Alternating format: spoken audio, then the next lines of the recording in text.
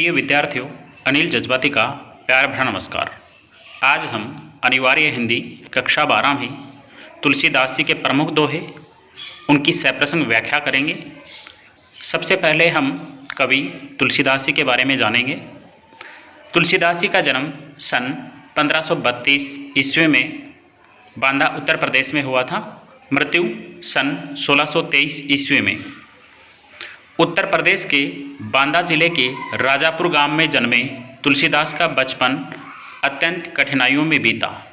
अर्थात तुलसीदास जी का जो जन्म हुआ था वह बांदा उत्तर प्रदेश में हुआ था। इनका जन्म कठिनाइयों में बीता था। कष्टों के दौर से गुजरकर उन्होंने गुरु नरहरियानंद व शेष सनातन से शिक्षा ग्रहण की। वे अपनी पत्नी रत्नावली से अति स्नेह रखते थे। अर्थात अपनी पत्नी थी, उनकी जो पत्नी थी रत्नावली, वे उससे बहुत प्रेम करते थे।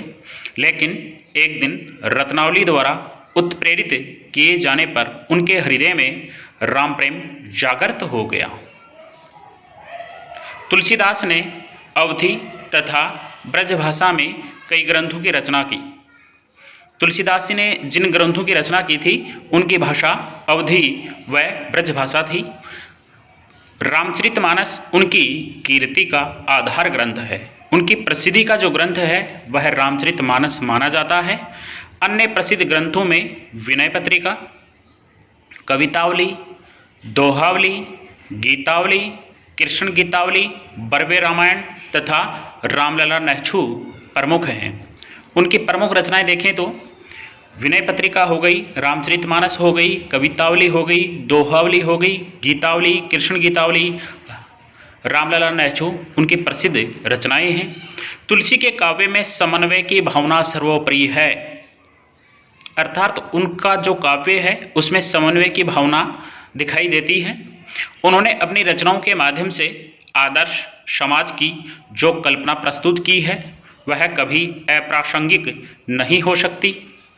तुलसी का काव्य भारतीय समाज का आदर्श पथ प्रदर्शक है, अर्थात अच्छे मार्ग पर लेकर जाने वाला है।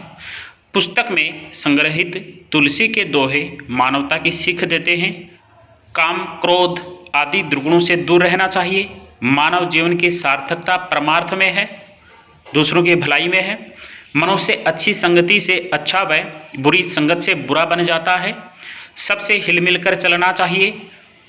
वक्त प्रतिकूल हो तो मौन रहना श्रेयस्कर है, सबसे अच्छा है। बुरे समय में धीरज, धर्म, विवेक, साहित्य, साहस, सत्यव्रत भरोसा रखना चाहिए। राम के ऊपर भरोसा रखना चाहिए।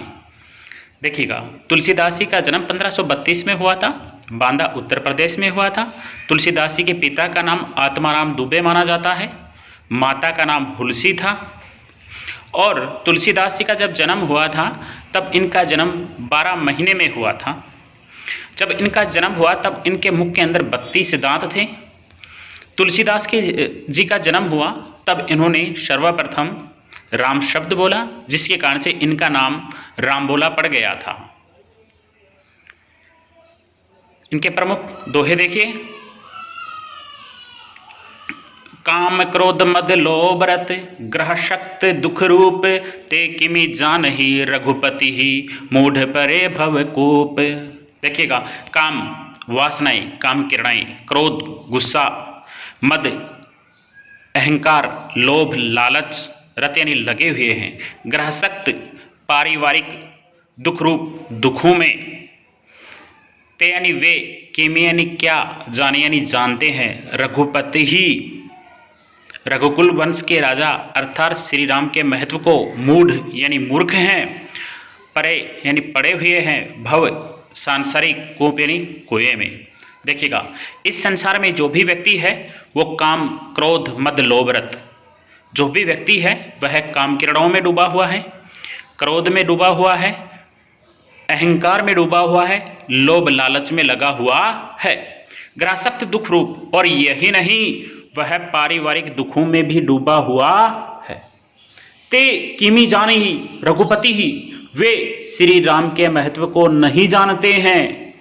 वे श्री राम के महत्व को नहीं जानते हैं, मूढ़ परे भवकूप, वे सांसारिक कुएं में पड़े हुए हैं।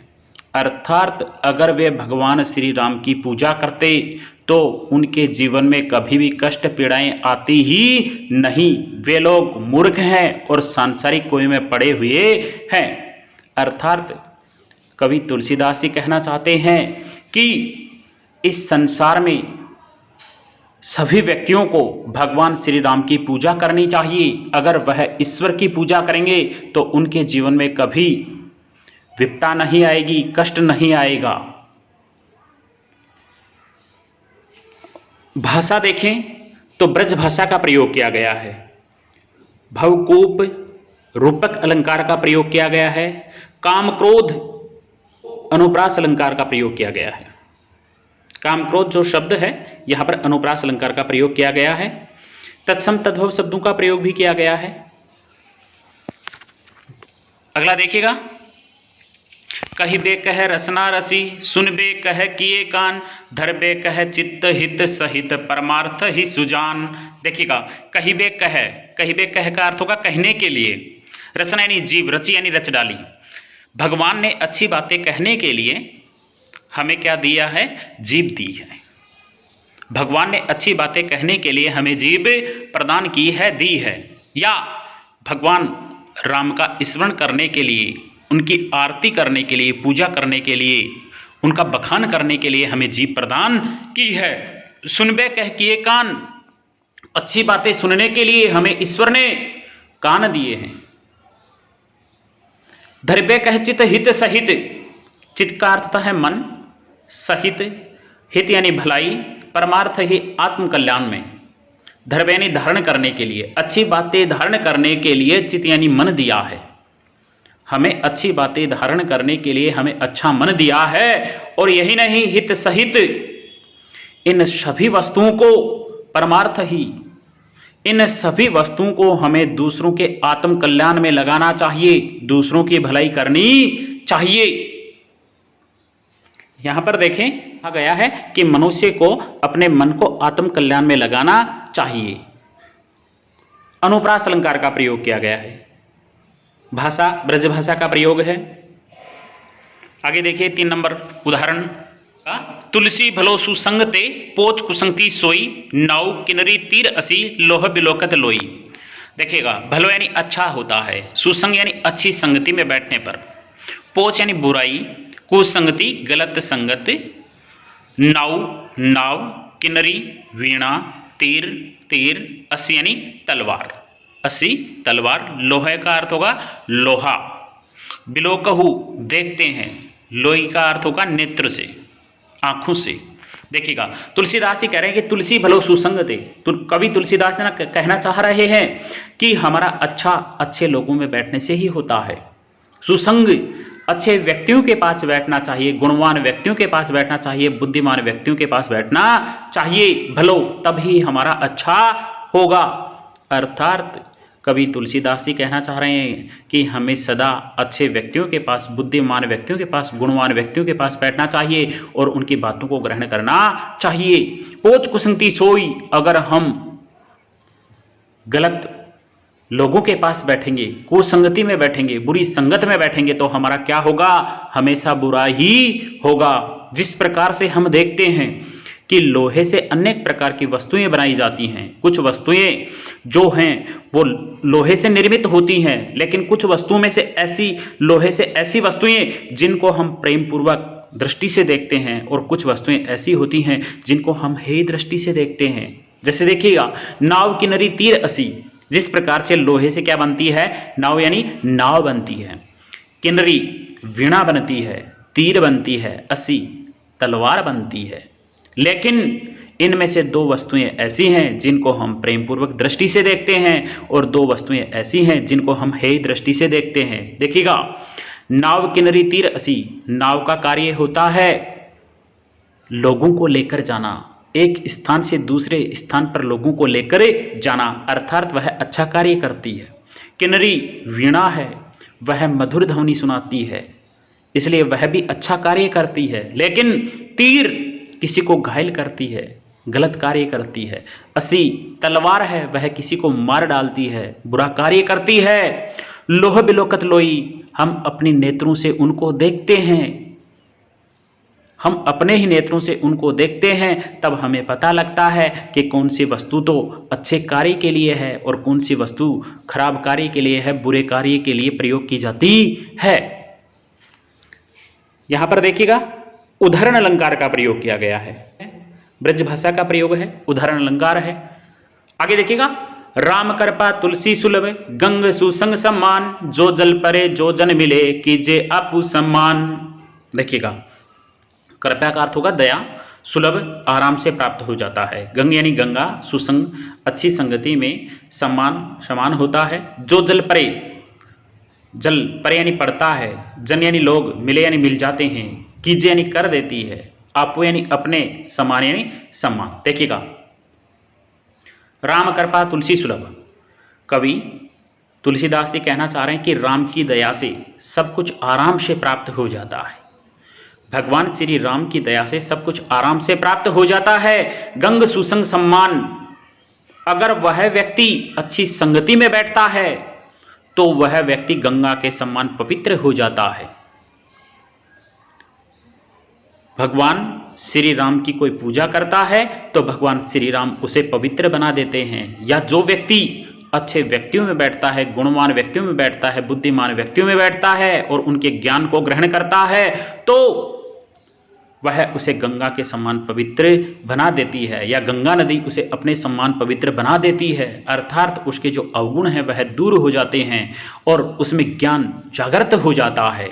जो जल परे जो जन मिले कीजे आपू समान, जो जल परे पड़ता है, जो व्यक्ति गंगा के जल में स्नान करता है, जन यानी लोग, जो व्यक्ति गंगा के जल में स्नान करता है, कीजे आपू समान, गंगा नदी उसे अपने समान पवित्र बना देती है। अर्थात हमें सज्जन व्यक्तियों के पास बैठना चाहिए जिससे कि हमारे जो अवगुण हैं वह दूर होंगे और हमें ज्ञान प्राप्त होगा। यहां पर देखिएगा